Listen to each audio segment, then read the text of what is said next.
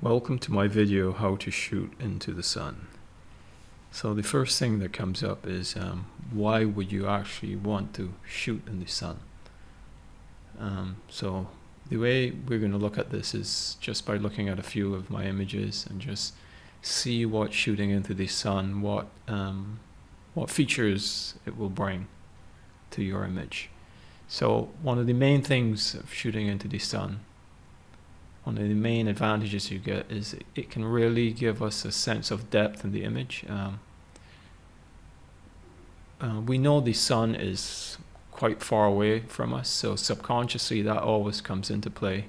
So just by having that there, it helps to create a sense of depth, even in an image that might otherwise seem fairly flat. For example, this image, there aren't a lot of cues in it to give you a sense of depth, but we do know that the sun is far away, and that helps to create more depth in what otherwise could be a fairly flat image. Let's go back to the other one. There are a few other things that shooting into the sun can bring to your image. It can help to bring out a lot of the texture on objects. So if you look in the foreground here, you can see all these grooves and lines and the little pieces of sand and stuff like that. So having the sun, especially if it's low down on the horizon in your image, it helps to bring out that texture. It also, through the use of shadows, it can give a feeling of three-dimensionality to certain objects. Like, for example, the clouds up here.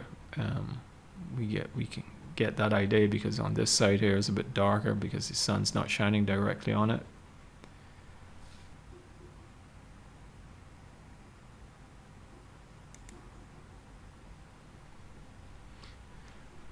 Color contrast is another big feature that having the sun in your image can bring.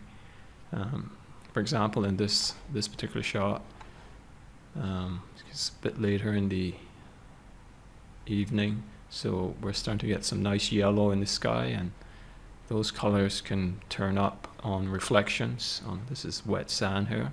So now we're getting that nice color contrast between the sky with the blue and also the green blue of the water. The sun can also act as the main focal point in your image. For this one, it can help to create some movement from the viewer. So right now, you can see there's this little triangular thing happening here. When you go down the jetty, back to the sun, over to this wet sand spot here, and around like that.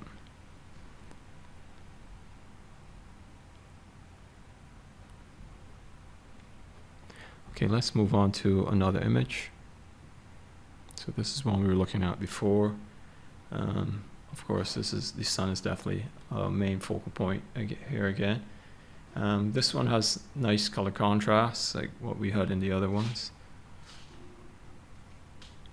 And of course, we're getting this feeling of depth again. Let's move on to another one. Okay, we're getting the color contrast with the blues and the greens and the yellowish tints.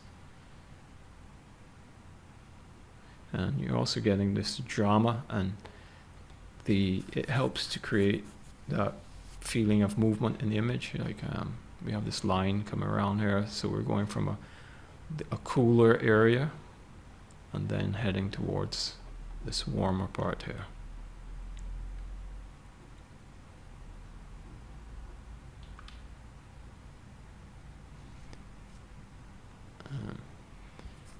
Another feature of shooting into the sun is you can make use of silhouettes, which are can add a strong dramatic element to your image.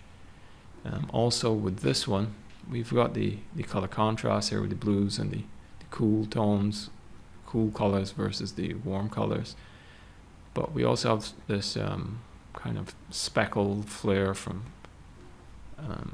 shooting into the sun, which can add an interesting element. It's up to each person if they want to bring that in or not, but it's quite interesting. Again, the shadows help to create more dimensionality in the image, and we have that around this rock here also. This side of the rock is a bit darker, also giving it more of a 3D feel to it.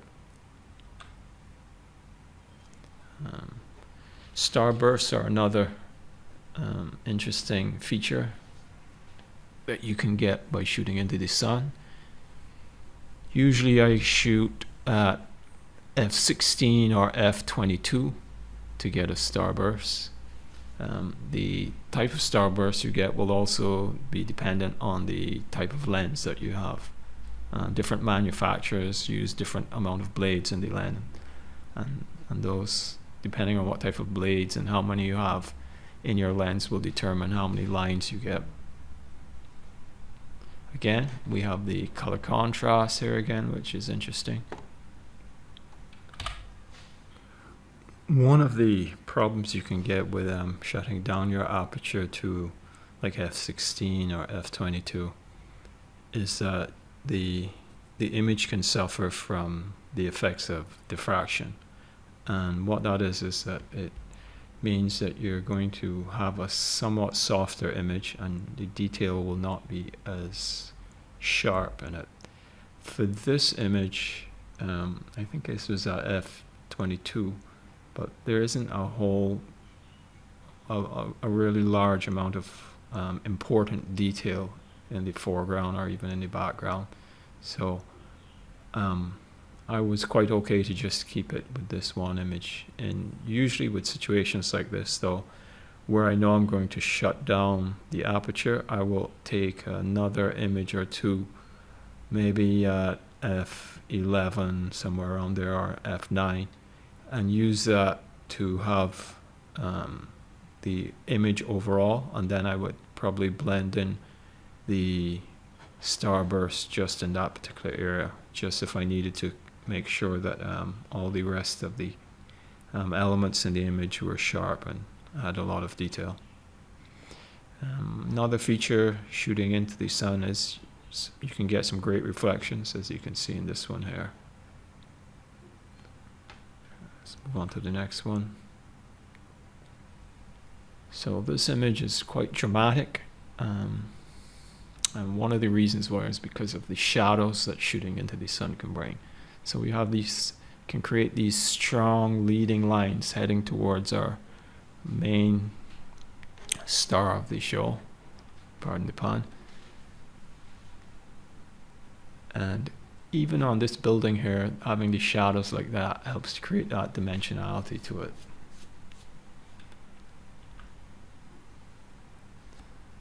Again, this is helping to create, the sun is helping create more of a 3D feel to these rocks. So you definitely get a sense that this is the area that's being hit with the sun, and then this darker area here on the shadows.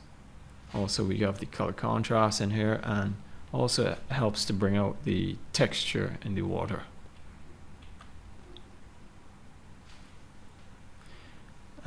This was later on in the evening, so the sun had already set, so it wasn't that high contrast of an image, but you can see how it can help to differentiate between different sections in the landscape, again giving more of a 3D feel.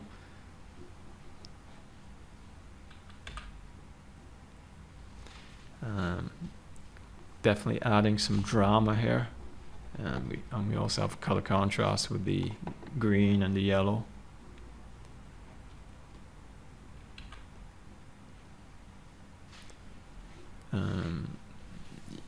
We can get this hazy kind of blowout soft light, which can be used to our advantage sometimes if we want. So we have these strong silhouettes from these pipes that are in the water, and then the sun is creating this contrasting look with the haze there. So that is a nice effect you can also use.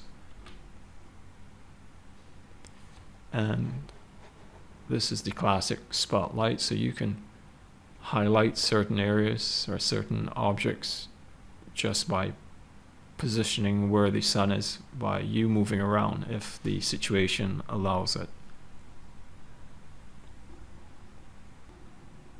And here are a few tips for shooting into the sun. In most cases, when I'm shooting into the sun, I will shoot bracketed. One image will be a balanced exposure for the scene, and then I'll have two others. Usually it's +2 will be +2 stops, and then another one will be -2 stops. And usually with these three images, I can usually cover any HDR high dynamic range situations I come across. I usually try to use just one of the images when it comes to post-processing, but depending on the exposure and the levels of noise in the image, I might sometimes create an HDR in Lightroom or Photoshop, or create luminosity mask and do some exposure blending. All depends on the particular set of images. In this shot here, this is another technique you can use sometimes if you don't want to have any of the flare coming into the image. Let me zoom in here so you can see. So we're getting this flare coming in here like this. Sometimes it can look nice, other times I might not want to have it in the image. So I usually hold my hand up over the sun, and that helps to reduce the amount of flare over here, and also you can get some bleaching out of the contrast, and the image can look a little bit soft in areas, so that can help sometimes. And then I will blend these in post. So I'll use this image, and then for these areas here like this, I would just bring them in later. Lens hood can come in handy sometimes if you're not shooting straight on into the sun. It might be off to the side a little bit, and just having a lens hood could again help to reduce that flare. You can also use graduated ND filters to reduce the amount of exposure in the sky, but they can be a bit of a problem if you have a horizon that is uneven, because it can darken certain parts, like say mountains or objects that are protruding above the horizon, and then they become a bit of an issue trying to fix them up later. Okay, let's start processing the image. I'll just go through and show you the steps I took. So this is it, straight out from the camera. We can see that we've got some clipping in the shadows and the highlights. So we'll see how much we can recover from this image.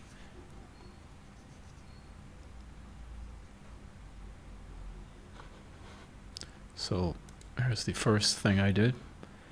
Is usually I have a particular workflow that I use, and I just go through these steps and the sequences. Sometimes I might make some changes to it, but for the most part I go through and just follow this particular set of steps in my workflow.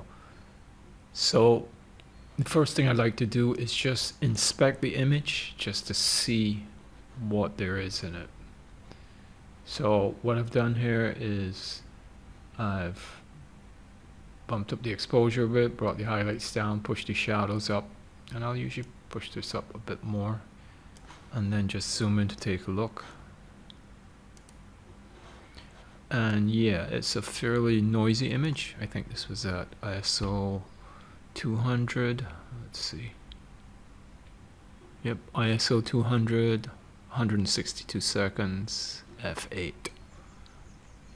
And so we have some noise. We also have some color noise, which you can see is like these kind of overall green and reddish tints. And then we have hot pixels also. So let me zoom in here, show you. So these are the hot pixels. Usually this happens if you're shooting long exposures, and I remember on this day it was actually quite hot also, so that usually means you're going to get more hot pixels. I'll look at how to correct that later on in Photoshop. You can see the kind of greeny, smudgy color noise there, so we can correct that from within Lightroom. So let's go the other way just to see what's happening in the colors. Okay, areas, if you want to look for areas that can cause issues, it's sometimes best to really shrink the image really small, and you can see certain things that otherwise you would miss if it was really big. So we have an imbalance in the tones here. This side here is a bit too dark for me. There's also some extra darkness here. Some of this will be the vignette from the lens, and we can fix that in lens correction. Let's see what else we have in here. We forgot this guy. Let me see, 100%. Got a few people in here. This one, not so much, but this one I will probably remove. And of course we have some more hot pixels and noise in the trees.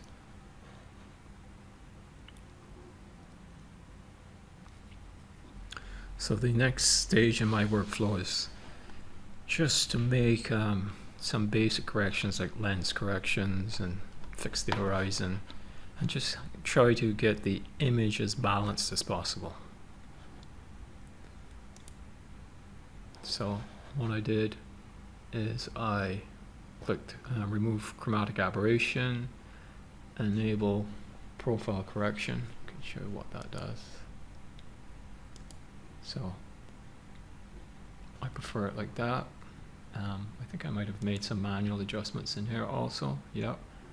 So even with the automatic lens correction, the vignette was still quite dark. Let me see where it was before.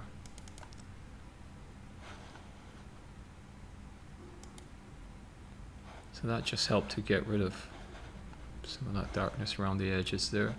I also straightened it up, straightened up the horizon.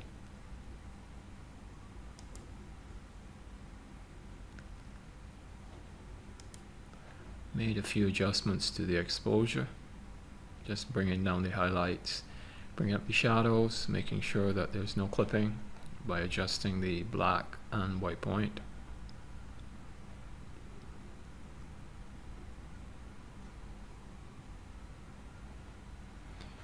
And I applied a few local adjustments also. So this one is for the sky. You can see I reduced the exposure, brought down the highlights, brought down the whites a bit, and I actually reduced the clarity just to help make the sky a bit more smooth. And it's just a stylistic thing you can do. Some people like to go the other way.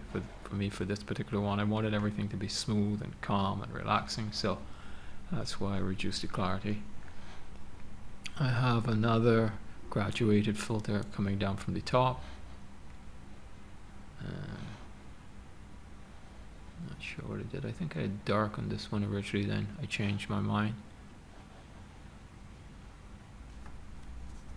I added a few more grad filters.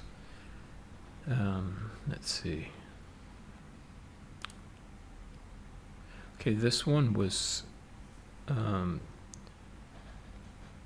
to reduce the brightness in the water, because I thought it was too strong.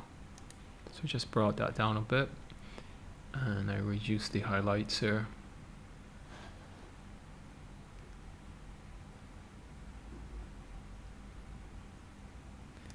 I added another grad at the bottom here, just brought the exposure down. That helped to darken the foreground a little bit.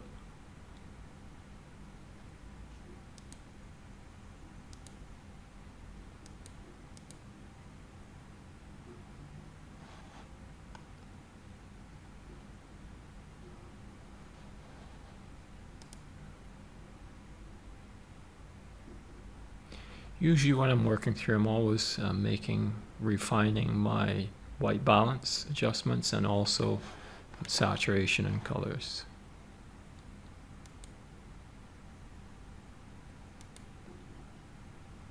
So this is where we were before, and then this is it next time. So this is when I darken down the water.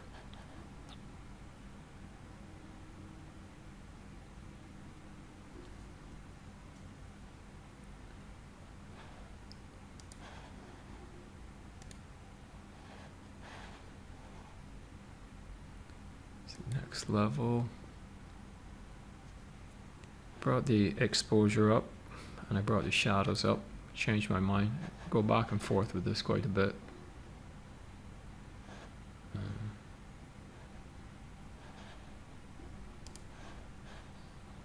So you can see this is it here before, and then I brought up the exposure and brought the shadows up.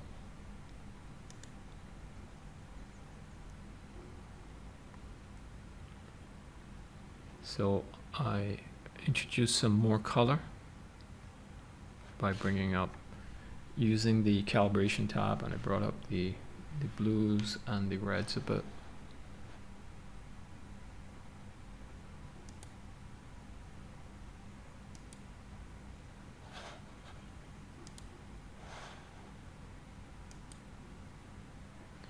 I also warmed up the image a little bit.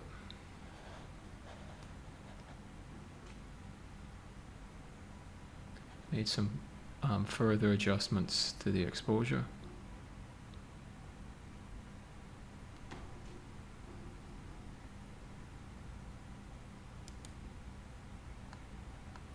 I introduced, did some color grading, introduced some warmth in the highlights, and cooled the shadows, so you can see that better here.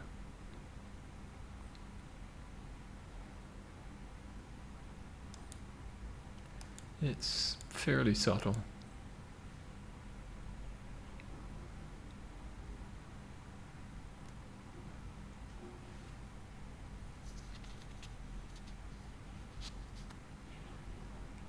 Let's go to the radial filter now.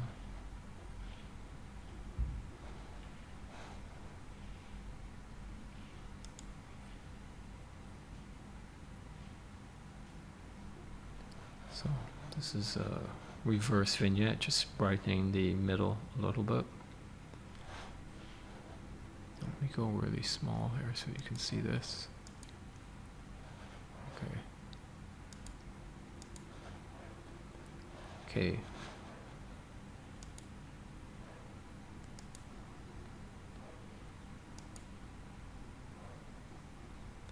I forgot to mention this part here.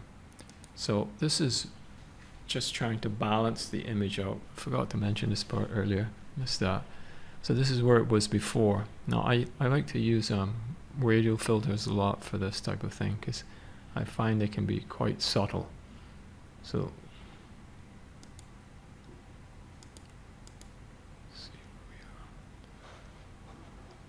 So this is it without the radial filters, and then these are the radial filters there. So all I do for the most part is I bring up the exposure a bit and the shadows. So that's this one here. And then I had another one here, a smaller one, just brought it up just by a bit. So this one over here also brought that up. So brought up the exposure and the shadows. And this is the before, and this is the after.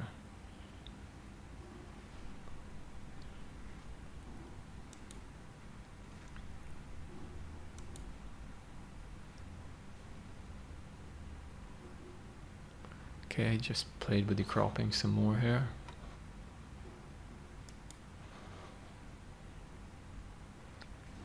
I reduce the yellow a little bit.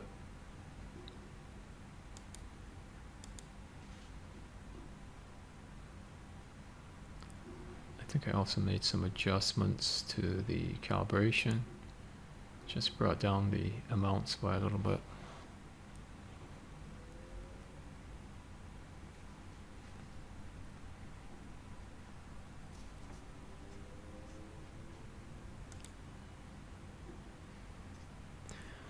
reduce the overall exposure again.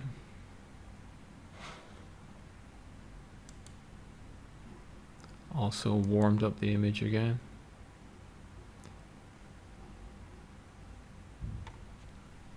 Got the blacks down a little bit also.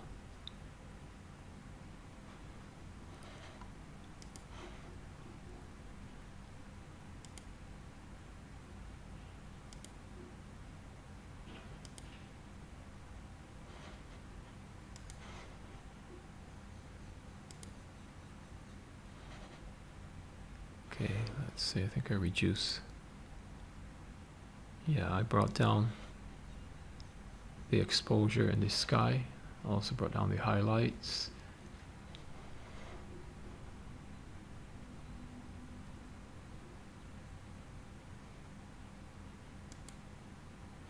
Okay, I added a radial filter here.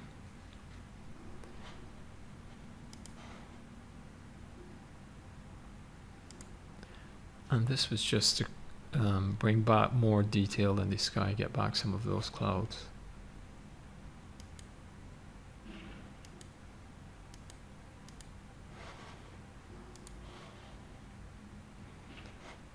So you'll see I brought the highlights down, but I pushed the shadows back up because the clouds were starting to get a bit too dark.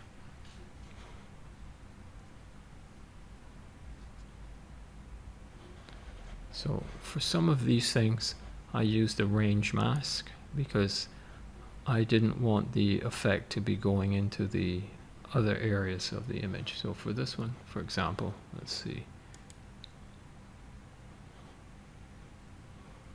I think it's here. Yep.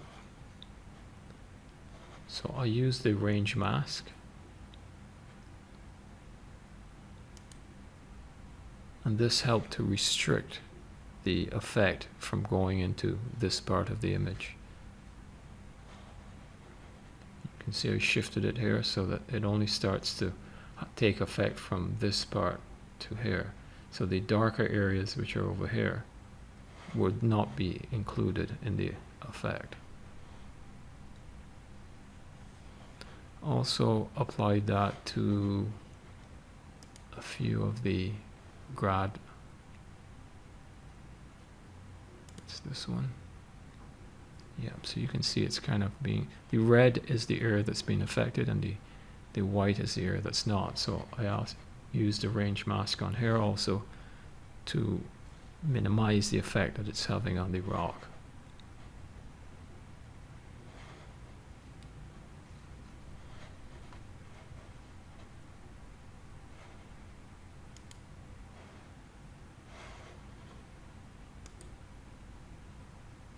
I just made some subtle adjustments with the color calibration, and then I just brightened it up a bit. So we went from here to here. So let's zoom in and see what other things we'll have to take a look at.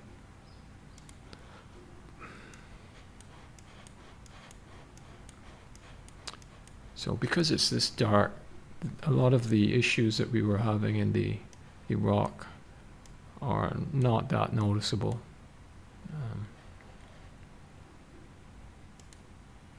I also brought the color noise up all the way, and that helped to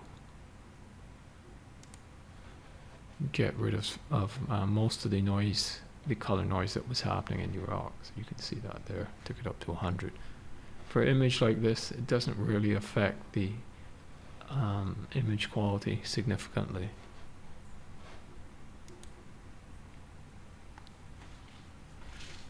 So basically with the color grading too, I tried to make the image, the overall image, keep it fairly warm. That was the look that I was going for. So next stage is to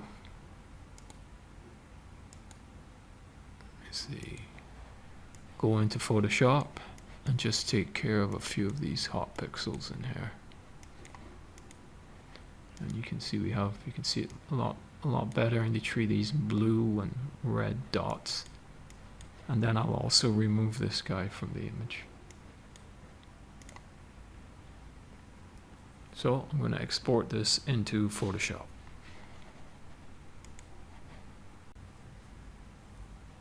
Okay, here we are in Photoshop. So the first thing I'm going to do is deal with those hotspots. Let's come back here a bit.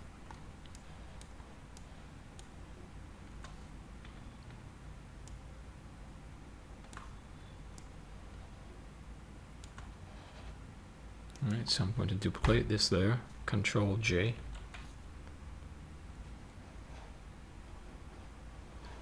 I'm going to go up to Filter,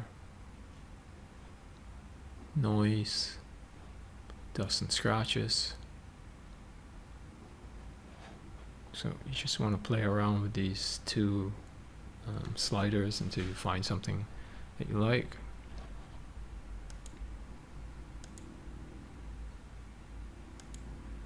So I'm going to go with this one for now.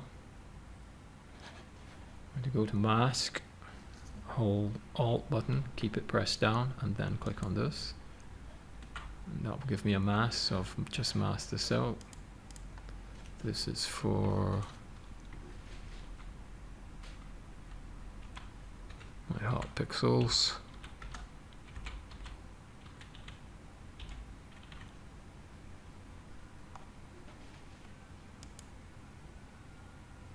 Click on the mask, make sure I have a white brush. B for brush.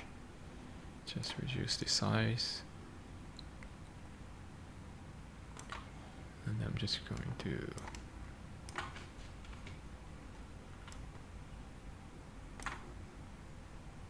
come in here and just brush some of these things out.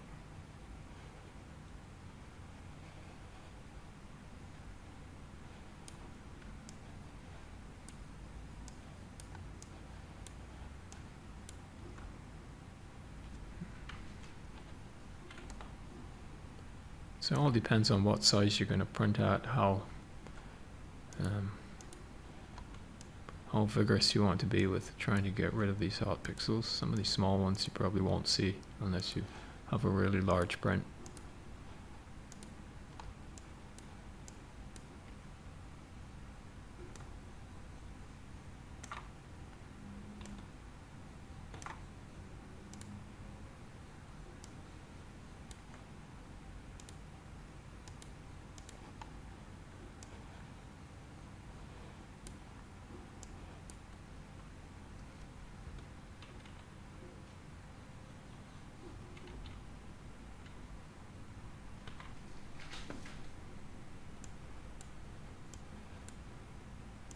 So I see a few in the water here, so probably just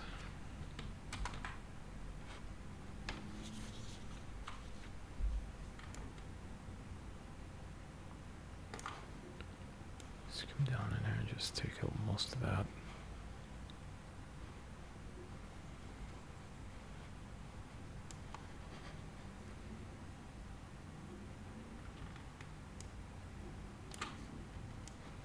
So we have some down in this corner here.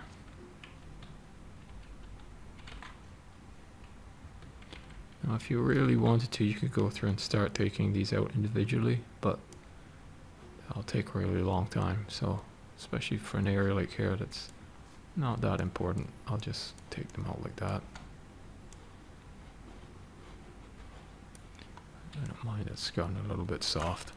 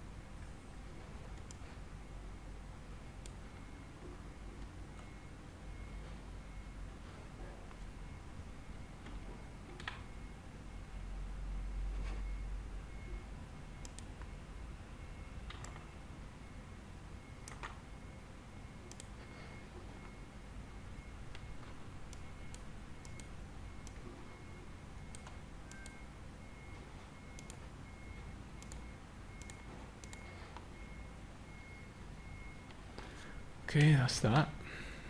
I got most of them.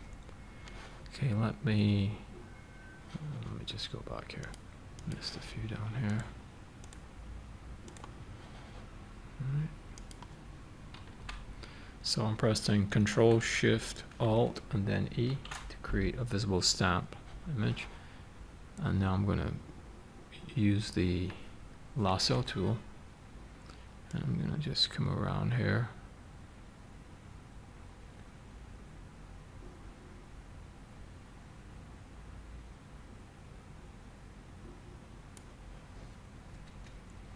Pressing Shift F5 will bring up content aware. If it's not on content aware, you can just click here. Might be on foreground color, something like that, color. Just make sure it's on content aware. Press OK. And that didn't work very well. Let's try another one. Okay, sometimes it does that. You have to try using, so I press Control D to deselect, and I'll just try a different, maybe just try to do an area, see if that will work.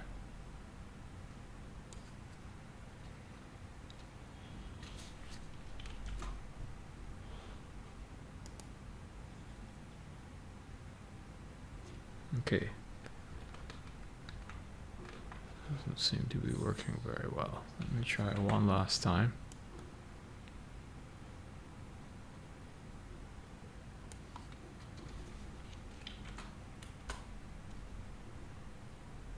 Okay, not happening, so I'm gonna have to do this another way.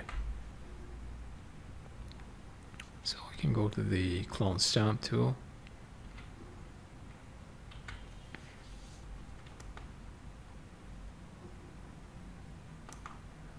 I'll click here.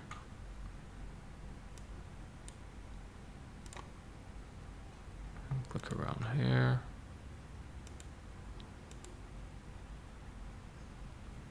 Somewhere here.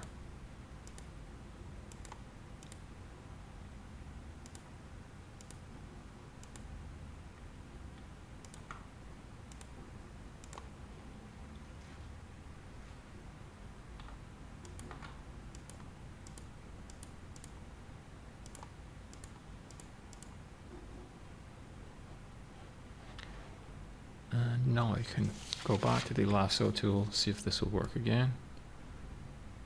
If not, I'll just have to do it all.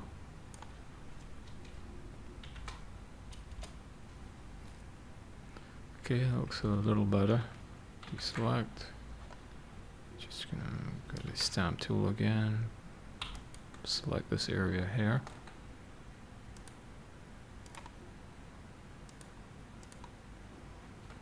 Get this edge here like that.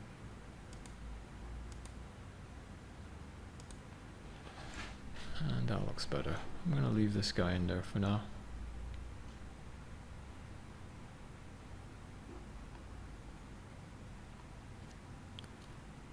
So let's come back out, see what that looks like.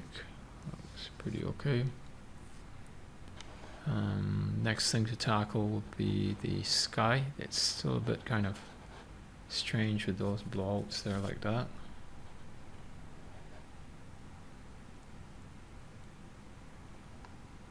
So what I will do is add a layer on top of here. I will go to filter or select color range, and I'm going to make sure that this is on highlights. So this is going to be picking the highlights now. It's going to make a selection for the highlights. So this is selecting everything, or almost everything. This is going to refine the selection. So we're going to try to limit it just to those really bright parts in the sky, with a little bit of fuzziness to drop over. So let's just see. So this can be a bit of a trial and error thing. You just try it until you find something you like. Just know that you're trying to get the selection in the sky, but you don't want it to be too sharp, otherwise it won't look very natural. So let's go for that. Okay. And there we have our selection. In order to hide the selection, we're going to go Control H. And that hides it. Control H will bring it back, and Control H will hide it again. We're going to go to our brush, and when we press Alt, this will give us the eyedropper, and we can select a color to work with. So I'm going to just move around and see if I find something. Looks good. Probably around here it looks like it could be good. So I'll just double click on that and make it a bit brighter. Press OK. So now our selection is still here in the sky. And we're going to open this up. And we're just going to paint across the sky there like that. So it's looking pretty horrible right now. So let's just bring the opacity down and just bring in a bit of it.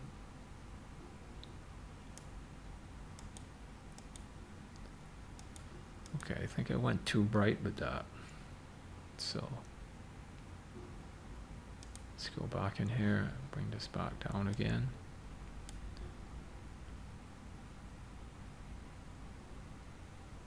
I think I want this to be a bit more of the orangey color.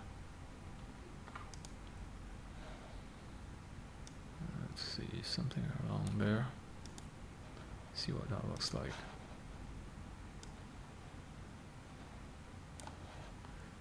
I think that looks better, but again, just want to reduce the amount.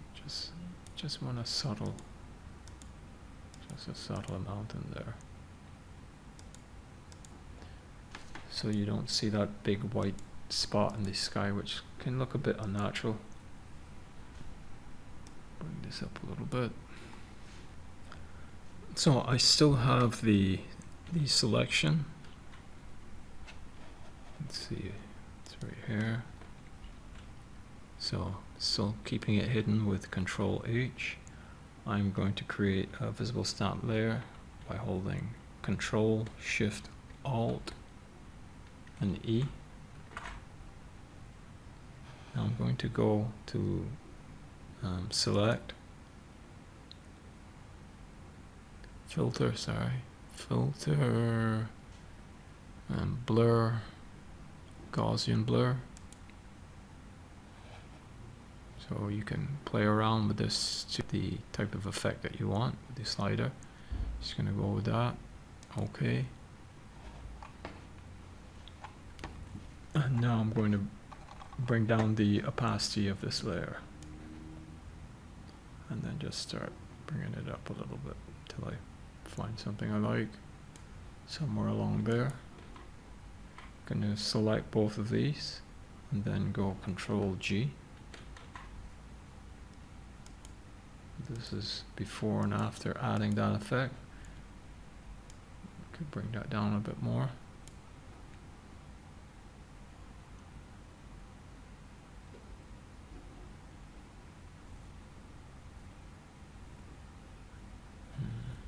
Let me just check my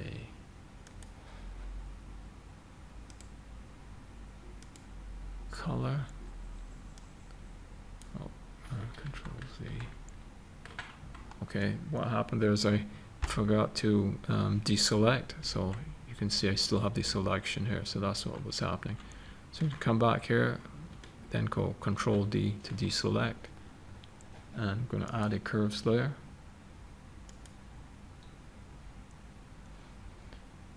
I'm going to come up here, I'm going to go to my reds and bring it so that it's near the end.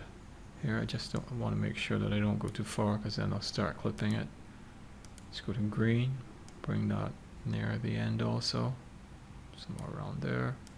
Go to blue, and bring that down also.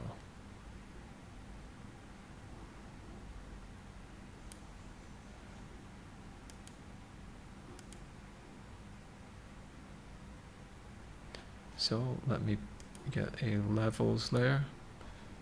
I'm going to hold Alt And this is just to check to see that I'm not clipping any of the highlights or the shadows.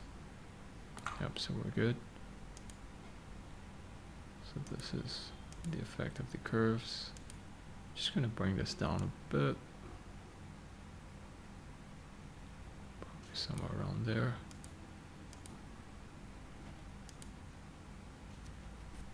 Delete that.